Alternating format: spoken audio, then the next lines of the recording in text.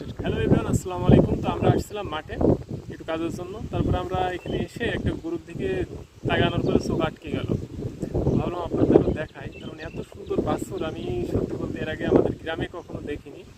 একটু একটা বাছুর তখন হচ্ছে বড়ো বাছুরের ছোটো ভার্সন, এরকম অবস্থা। তো বাছুরটা আপনারা দেখায় তার আগেই দেখেন, বাছুরের মা হচ্ছে এইটা, গাভী হচ্ছে এইটা। গাভীও যেমন এর বাছুরও তেমন। আর বাছুরের দিকে আপনারা দেখানোর চেষ্টা করি আসলে। এটা কিন্তু একেবারে 100% শাইওয়াল, আপনারা বাছুর দেখলে বুঝতে পারবেন। এমনিতে হয়তো ডাক্তার দিয়ে আমরা যে বীজগুলো দেওয়া হয় আর কি, সেগুলোর 100%ই বেশিরভাগ দেওয়া হয়, কিন্তু বাছুর গাই গরুর উপরে নির্ভর করে যে আপনার কোয়ালিটি কেমন আসবে। তো সেই হিসেবে এই বাছুরটা 100% দেখলেই বোঝা যাবে, কারণ এর আপনারা স্বাস্থ্য দেখুন, মনে হচ্ছে এখনই এর 10 মণ গোশ লেগে রয়েছে, এরকম অবস্থা। আমি দেখে সত্যি বলতে অবাক হয়েছি প্রথমে।